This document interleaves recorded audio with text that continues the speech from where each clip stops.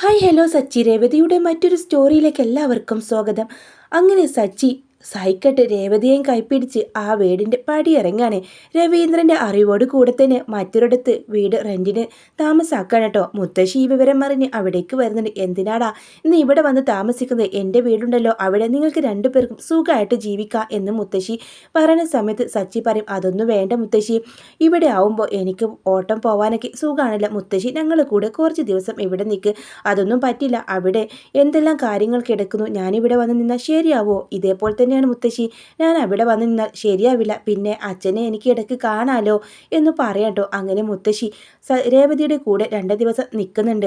ആ സമയത്താണ് രേവതി ഗർഭിണിയാണെന്ന സത്യം മുത്തശ്ശി മനസ്സിലാക്കുന്നത്. അതോടുകൂടെ തൻ്റെ പേരക്കുട്ടിയെ കൊഞ്ചിക്കാനുള്ള ദന്തപ്പാടിലായിരിക്കും മുത്തശ്ശി. അങ്ങനെ മുത്തശ്ശി വല്ലാതെ കെയർ ചെയ്യുന്നുണ്ട് കേട്ടോ. മോളെ, നിൻ്റെ അമ്മയെ ഇവിടെ കൊണ്ടുവന്ന് നിർത്ത്, എന്നിട്ട് നിങ്ങളെല്ലാവരും കൂടെ ഇവിടെ നിൽക്ക്. ഇപ്പോൾ മോൾക്ക് കെയറിങ് ഒക്കെ കിട്ടേണ്ട കാര്യമാണല്ലോ. ചന്ദ്രമതി ഇതോടെ അറിയണ്ട, ഞാൻ ഈ പ്രഗ്നൻ്റ് ആണെന്ന കാര്യമൊന്നും അവളെ അറിയിക്കേണ്ട തൽക്കാലം എന്നൊക്കെ പറയുന്നുണ്ട്.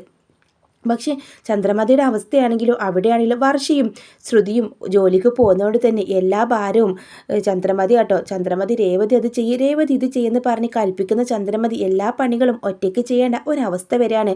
അങ്ങനെ ചന്ദ്രമതി മനസ്സിൽ ഓർക്കുകയാണ്, ആ രേവതി ഉള്ളപ്പോൾ ഒന്നും അറിയേണ്ടായിരുന്നു, ഉത്തരവ് ഇട്ടാൽ മതിയായിരുന്നു, എല്ലാം അവൾ നോക്കിയും കണ്ടും ചെയ്യുമായിരുന്നു.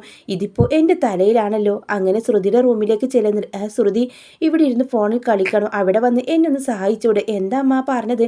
എനിക്ക് പാർലറിൽ പോകാൻ ടൈമായല്ലോ, ഇനിയും ടൈമുണ്ടല്ലോ, ഇനി 1 മണിക്കൂറൊക്കെ ഉണ്ട്, നീ വന്ന് എന്നെ സഹായിക്കുക, എന്നാലേ ഭക്ഷണം എല്ലാവർക്കും ഉണ്ടാക്കാൻ പറ്റുള്ളൂ, അല്ലെങ്കിൽ നിങ്ങളെല്ലാവരും ഹോട്ടലിൽ നിന്ന് കഴിക്കേണ്ടി വരും, എൻ്റെ നടുവൊടിഞ്ഞെന്ന് പറയാം.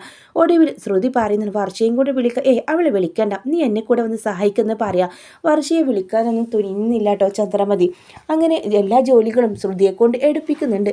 ശ്രുതി മനസ്സിൽ വിചാരിക്കുന്നുണ്ട്, ഇങ്ങനെ പോയാൽ തൻ്റെ കാര്യം രേവതിയെപ്പോലെ തന്നെ ആയിത്തീരും, ഇതിലെന്താ ഇപ്പോൾ ഒരു വഴി എന്ന് ആലോചിക്കാൻ എങ്ങനെയെങ്കിലും ഈ ഒരു ജോലിയിൽ നിന്ന് രക്ഷപ്പെടണം. അങ്ങനെ വർഷയോട് അവൾ പറയുന്നുണ്ട്, ഇടയ്ക്കൊക്കെ അടുക്കളയിൽ കയറിയിട്ട് ഞങ്ങളെ സഹായിക്കാം എന്ന് വർഷയോട് പറയുമ്പോൾ, അയ്യോ എനിക്കിതൊന്നും ഉണ്ടാക്കാൻ അറിയില്ല, ഞാൻ ശ്രീകാന്തിനോട് പറയാം. ശ്രീകാന്ത് എന്താ ഇവിടുത്തെ അടുക്കള ജോലിക്കാരനാണോ എന്ന് ചന്ദ്രമതി ചോദിക്കുന്നുണ്ട്.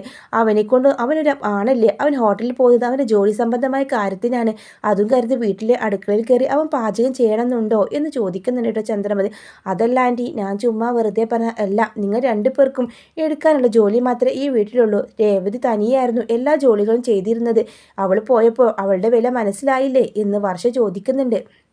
അങ്ങനെ രവീന്ദ്രന് ഒരു പുഞ്ചിരിക്കട, ചന്ദ്രൻ നിനക്കിത് തന്നെ വേണം, ഇനി രേവതിയെ എന്തൊക്കെയാ പറഞ്ഞിരുന്നത്, എല്ലാ ജോലികളും ചെയ്തിട്ടും അവളോട് നീ ഇത്രയും നല്ലൊരു വാക്ക് നീ ഇതുവരെ പറഞ്ഞിട്ടുണ്ടോ? ഇല്ലല്ലോ.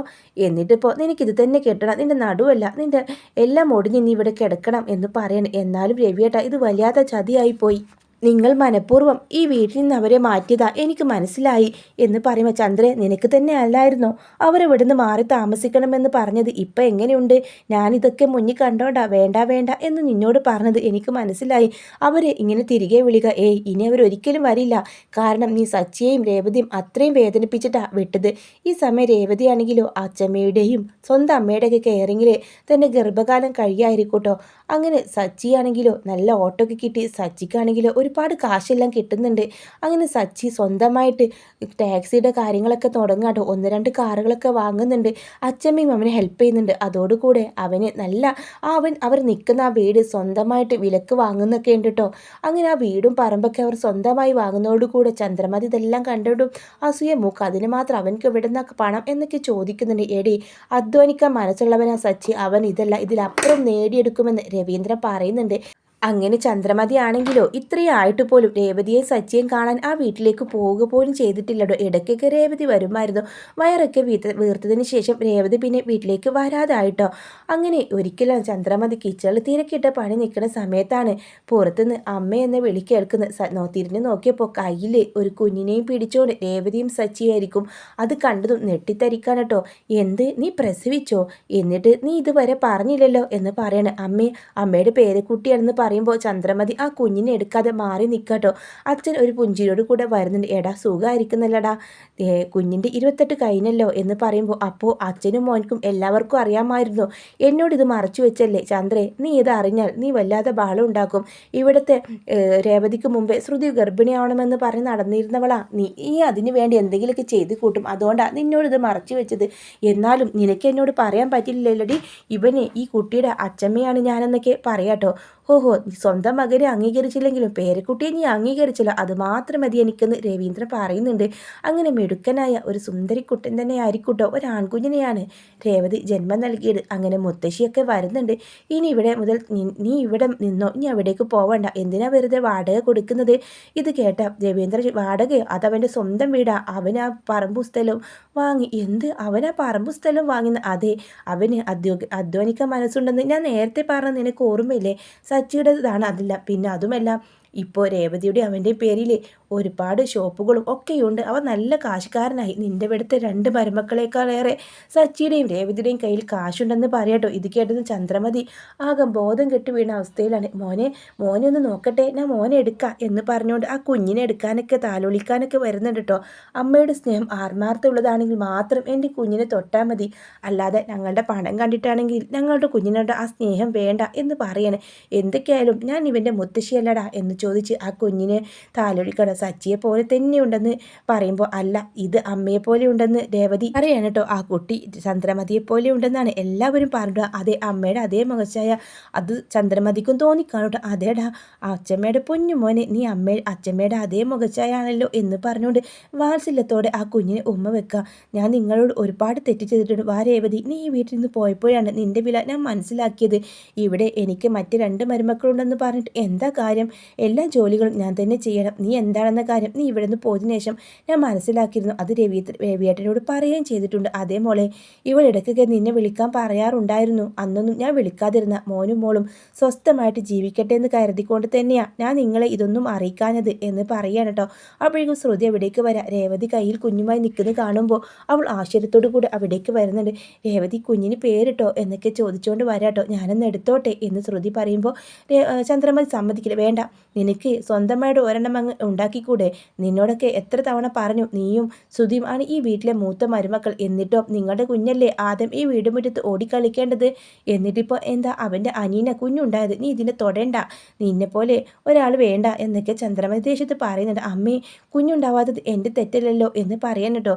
അതെന്താ, നിങ്ങൾക്ക് 2 പേർക്കും ഹോസ്പിറ്റലിൽ പോയി നോക്കിക്കൂടെ? കാരണം അറിയാലോ എന്ന് ചന്ദ്രമതി പറയാം.